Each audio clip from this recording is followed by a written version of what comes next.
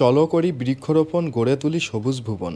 এই স্লোগানকে সামনে রেখে ঝালকাঠির রাজাপুরে অবসরপ্রাপ্ত সশস্ত্র বাহিনী কল্যাণ সংস্থা ও সামাজিক সংস্থা ইকোটোপিয়ার পক্ষ থেকে বৃক্ষরোপণ কর্মসূচি 2025 অনুষ্ঠিত হয়।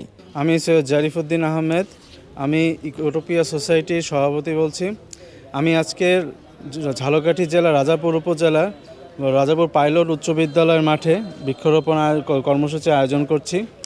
এই কর্মসূচির মূল উদ্দেশ্য হচ্ছে বৃক্ষরোপণ করা এবং পরিবেশ বিষয়ে সচেতনতা তৈরি করা। এখন বাংলাদেশ হচ্ছে একটি উপকূলীয় অঞ্চলীয় দেশ এবং বাংলাদেশ একটি ভালনারেবল কান্ট্রি, এবং এই জলবায়ু পরিবর্তনের কারণে আমরাই অনেক বেশি ক্ষতিগ্রস্ত হচ্ছি এবং ভবিষ্যতেও এই ক্ষতির সম্ভাবনা আরও বাড়বে এবং ক্ষতির পরিমাণও বাড়বে।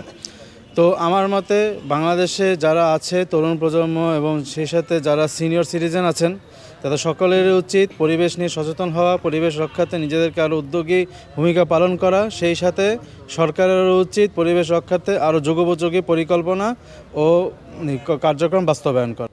রাজাপুর সরকারি উচ্চ বিদ্যালয় ও ডিগ্রি কলেজ মাঠ প্রাঙ্গণে আয়োজিত এ কর্মসূচিতে সংস্থার সভাপতি, সাধারণ সম্পাদক সহ স্থানীয় বিশিষ্ট ব্যক্তিবর্গ, শিক্ষক, শিক্ষার্থীরা উপস্থিত ছিলেন। তারা বলেন, পরিবেশের ভারসাম্য রক্ষা, জলবায়ু পরিবর্তনের প্রভাব মোকাবিলা এবং আগামী প্রজন্মের জন্য সবুজ বাংলাদেশ গড়ে তোলাই এই উদ্যোগের মূল লক্ষ্য। বর্তমান সময়ে পরিবেশ ও জলবায়ু পরিবর্তন একটা গুরুত্বপূর্ণ ইস্যু, যেটা সারা বিশ্বে সকলেই এটা নিয়ে আলোচনা করেন।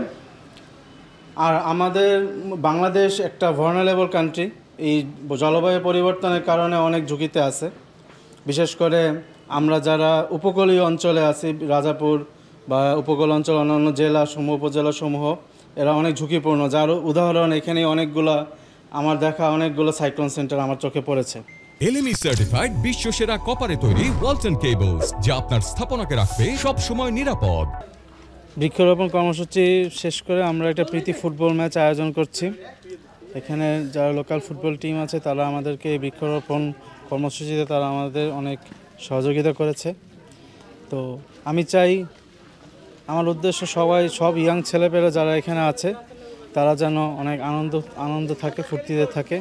এবং এই ফুটবল ম্যাচ, এই প্রীতি ফুটবল ম্যাচটি বৃক্ষরোপণ কর্মসূচি, পরিবেশ রক্ষা কর্মসূচি এর জেস্টার স্বরূপ এটা আয়োজন করা হয়েছে। আমরা আশা করছি আগামী 4 মাস এটা চলমান থাকবে, যতদিন বৃষ্টি পড়ে, কারণ বৃষ্টির সিজনটাতে বৃক্ষরোপণ করার একটা উপযুক্ত সময়।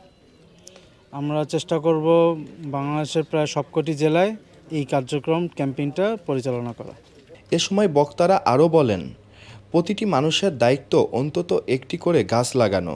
একটি গাছ যেমন পরিবেশ রক্ষা করে, তেমনি আমাদের আগামী প্রজন্মের জন্য বাসযোগ্য পৃথিবী গড়ে তোলে। বাংলাদেশে বৃক্ষের পরিমাণ 25%-এর কম, যেখানে একটি দেশে বৃক্ষ সংখ্যা, বনভূমির সংখ্যা থাকতে হবে 25%-এর বেশি। তো আমাদের ইকোটোপিয়া সোসাইটির মূল উদ্দেশ্য, আমরা বাংলাদেশকে একটি সবুজ বাংলাদেশ গড়ে তোলার চেষ্টা করব। ইকোটোপিয়া সোসাইটির উদ্যোগে বর্ষা মৌসুমে বৃক্ষরোপণ কর্মসূচির অংশ হিসেবে বিভিন্ন জায়গায় তারা এই বৃক্ষরোপণ অভিযান পরিচালনা করেছেন। তারই অংশ হিসেবে রাজাপুর সরকারি কলেজেও তারা এই বৃক্ষরোপণ অভিযান করতে এসছেন। এ কারণে আমি তাদেরকে স্বাগত জানাই। আমাদের দেশের যে পরিমাণ ভূমি রয়েছে তার 25% ভূমি বৃক্ষর অধীন থাকা দরকার। গাছ লাগাইলেই হবে না, এটা পরিচর্যা করতে হবে, এটা যত্ন করতে হবে। যেভাবে একটা সন্তানকে যত্ন করি আমরা, সেইভাবেই যত্ন করিয়া একটা গাছ বড় করতে হয়। এবং এই যে পরিবেশ যে উদ্যোগটা আজকে নিয়েছে, এটা অত্যন্ত ফলপ্রসূ এবং ভবিষ্যতে এটার উজ্জ্বল ভবিষ্যৎ এবং এইভাবে করা উচিত আমি মনে করি। বৃক্ষরোপণ শেষে উপস্থিত সকলকে নিয়মিত গাছের পরিচর্যা করার আহ্বান জানানো হয়। Ejaz Mahmud, channel I.